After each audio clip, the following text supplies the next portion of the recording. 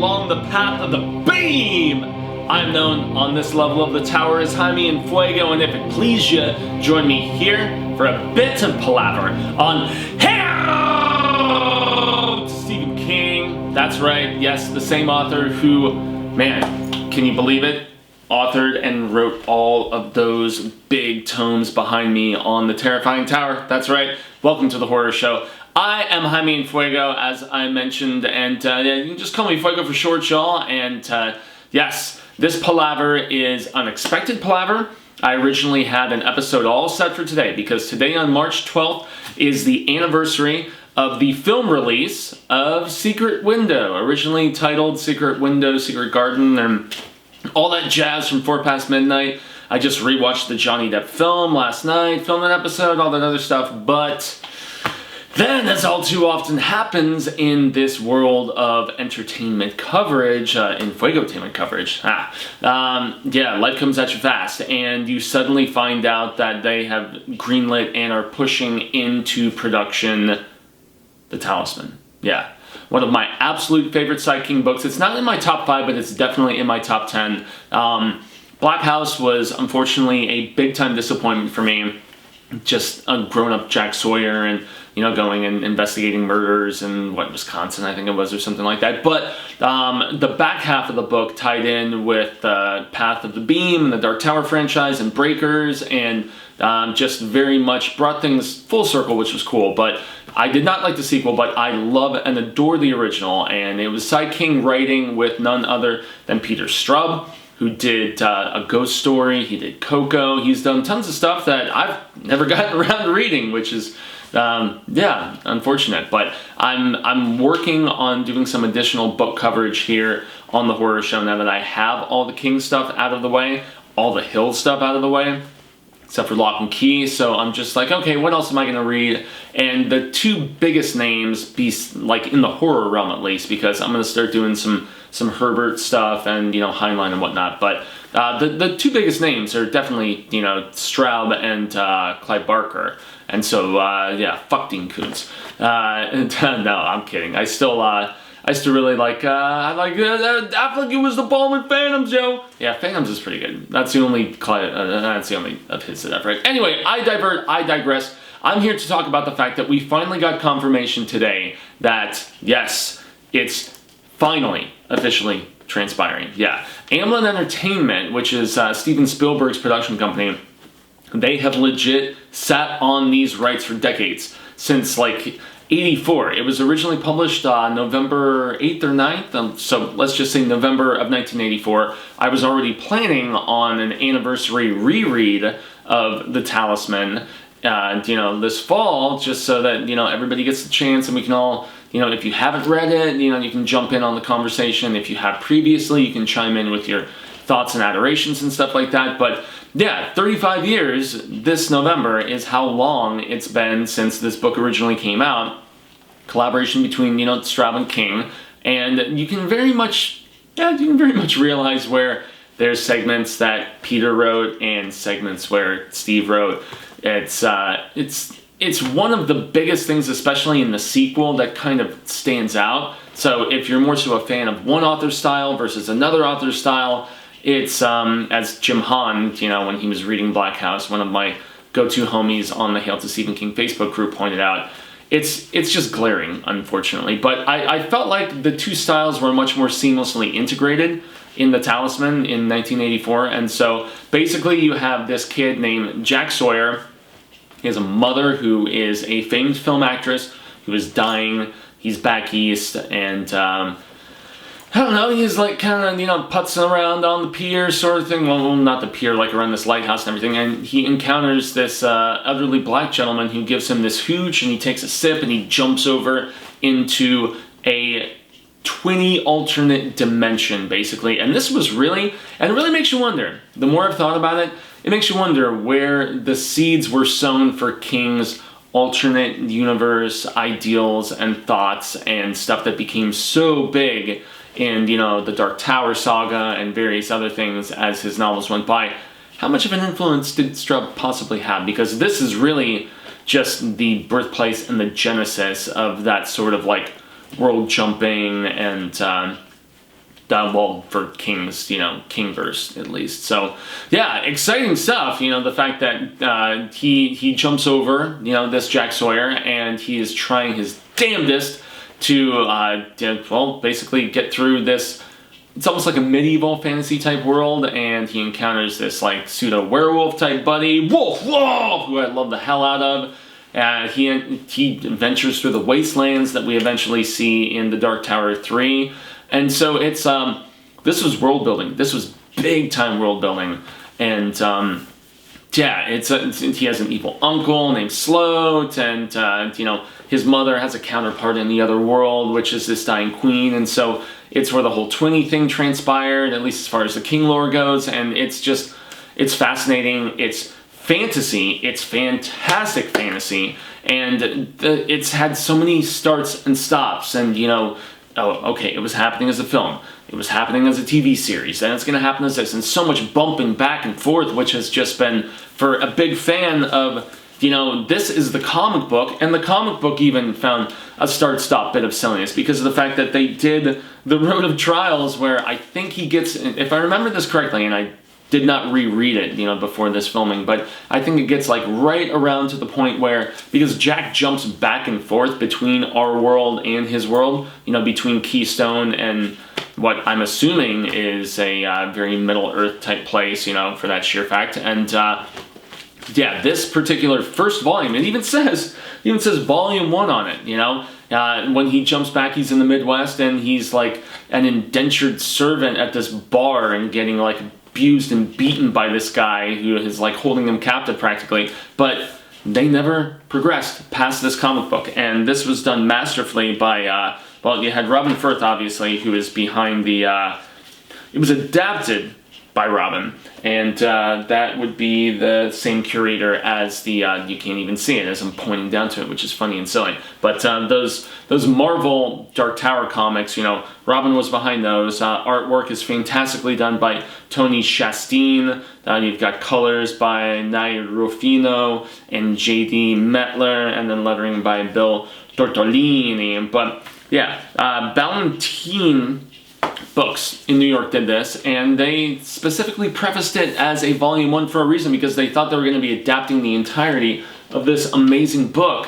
And then lo and behold, what happened? It all just sputtered out, financing, sales, all that stuff. And so we were left with a not even a half told. We're talking like maybe a sixth told story, maybe a quarter, but drastically disappointing. And so for fans like me who have been just waiting and seeing this might happen, this is not going to happen, this might happen, this might not happen, I still will champion the fact that I feel like the Talisman, especially based on the density and just the size of that book, a television series, which was the idea for the longest time, and most recently it was reported to be a TNT 6-episode like mini-series that they were going to do. I don't know if I'd go TNT, unfortunately, but I think a miniseries still would have been the best direction for adapting this story, because with a feature film, man, unless you go like, you're gonna have to go like 2.5 hours, man. You're gonna have to go Harry Potter style. You're gonna have to go just one of these. You can't go 90-minute bullshit like we had with The Dark Tower, and that's me just speaking my voice. I have encountered, ironically, a few constant readers who really, really enjoy The Dark Tower movie. I can't figure out why, but to each their own. Film, art, writing, all of that is subjective, but this needs, the Talisman needs that sort of approach. It needs density, it needs length, and that's where, with just the amazing work that's being done on, stuff like Mr. Mercedes, I mean, not with Castle Rock. Sorry, guys. But, yeah, I don't know, The Outsider is being developed on HBO right now. Why did this have to be theatrical? For me, if you have more time to tell a story, especially if it's King-based, it's one thing if you're doing a feature based on a short story from, like, Night Shift or, I don't know, Skeleton Crew or Just After Sunset or whatever, but it's very different if you're trying to take a novel and condense so many key crucial plot points. That's where it gets kind of frustrating, but it's happening. It's happening at Amblin Entertainment as, to give proper credit to Jeff Snyder, my dude who, man, when you were teaming with JTE on the Collider Schmodown, homie, I couldn't stand the hell out of you, but since you jumped over and started doing sort of these exclusive breaks, man, and stuff like that, mad props to you. And, congrats on getting this scoop because of the sheer fact that Mike Barker, who was going to be directing this, big time name, everybody. He's done, he's done Outlander. He's done, oh boy, what else? A few other like big time TV series, but the one that really claims the most attention is The Handmaid's Tale, also based on a book.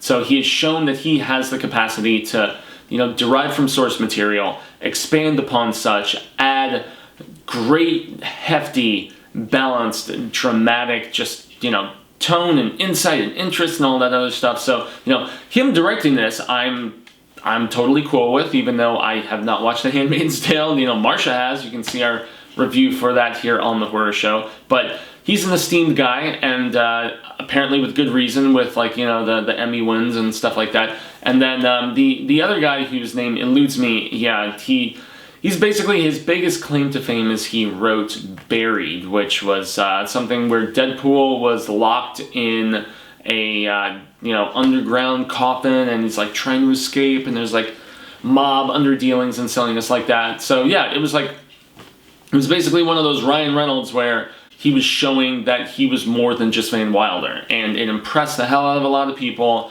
And I've never watched it, but I've heard good things from a lot of friends of mine that have. And so, yeah, so you've got the Buried writer, and you have the director of The Handmaid's Tale. That's a pretty high-profile team to be pairing together to adapt this massive adventure. I mean, we're talking all of Jack Sawyer's exploits, whether here in the comic book or the partially done comic book, or up there, for the Talisman. I will double down about the fact that I feel like a TV series would have been awesome because you could have incorporated Black House into it. You could have jumped ahead to him being that, that detective, boy, if I recall correctly, in Black House, he's already like a retired detective, but he's of such an esteemed variety that they get him out of retirement to come and take a look at this particular case, so he goes from LA to Wisconsin and everything. But, man, that would have been so much better now that I think about it. And it kind of frustrates me because you could have continued to... You could have done some badass incorporations of, combining both stories together and maybe making a few seasons. One season could have been... It starts out with him older and him, as we presume him to be, over in the territories.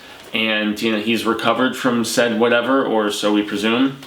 And then it flashes back to his youth and when he first started jumping back and forth, and him trying to get to the Talisman and save his mother through the obtainment of that, getting to this crazy place, and then it could jump back to the whole investigation of this nasty child murder and everything. I think there's a lot that they could have done here, but to each their own. Let's just do it in chronological order and separate them properly. But the Talisman, as I have said so many times, even in this review and in various other Hail to Stephen King reviews, I absolutely adore. And so this is extremely, extremely exciting news, and with a production company like Amblin behind it, Spielberg does not fuck around. And so I have high hopes for this. I really do. I'm trying to temper that enthusiasm and that essence of expectation, but yeah, once again, you were supposed to be seeing Secret Windows talk today, and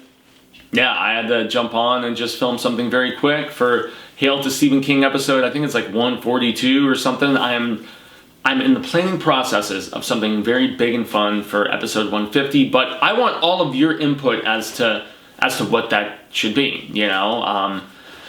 Boy, it just feels like yesterday I was listening to, Lily and some of the other awesome people talk for the 100th episode, and now I'm almost at 150. It's just a mind-blowing bit of craziness, but yeah, so what would you like to see on the 150th episode? Constant viewers here on Hail to Stephen King on the Horror Show. What would you prefer? If you have suggestions, please leave them in the comments below. But I have been Jaime and Fuego here to announce the awesome addition into the Stephen King pantheon of the fact that the Talisman, yeah, they couldn't finish a comic book, damn it, but they're apparently finally going to be making a movie. And if you want more about movies and books and everything that I adore beyond in the horror realm, you can find me on all social media sectors at Twitter, Instagram, Facebook, and YouTube. I have my own YouTube channel where I cover that other stuff. If you search in Fuego Entertainment, you'll be able to find it, but otherwise it's the same as all my social handles that you see below.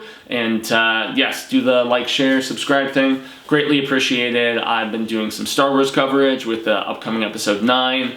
Did all of the different Oscar nominated Best Picture films, but really you're here for horror, right? That's why we're chilling, that's why we're talking, that's why we are sharing palaver that I have appreciated so very much. And so make sure to like and share, subscribe here on The Horror Show, ring the bell for that ding-a-ling-ding, ring ding dong, ring-a-ling ding ding dong, damn Horror Show, yeah. If you want all of those additions and just little reminders, you know, about everything that we do, because there's 2, sometimes 3 episodes a day. We've had discussion about limiting of videos, but with so much content to cover, it's really been a struggle whittling down what to and what to not to do. So, you know, just at least stick with us for now, but you always have at least an episode a day, whether it's a film review, whether it's a trailer reaction, whether it's a bit of convention coverage. We have a Twitch channel where there's video gaming going down. Shout out to Andrew Mercer. So, I mean, yeah, we have so very much that is constantly transpiring in the Horror Show channel familia, as I all too affectionately call it. But, yeah, I guess that is going to be the end of, you know, our path on the beam, at least for now. But exciting coverage, guys. Mike Barker, Handmaiden's Tale, yeah, doing the Talisman. Mind Blown of King is, you know, tweeting about it, and various other of the big outlets. It's confirmed, it's transpiring, it's exciting news, and so, yeah, until the Wheel of Ka comes around once more, I proclaim, hasta luego, sin amigos, and constant readers and viewers alike, I am so supremely hopeful that we share palaver sooner rather than later once again. Say thank you. And until that instance transpires, remember, stay scared. And read Stephen King, because honestly, check out the comic book, but even more so, yeah, the Talisman is amazing. Woof woof!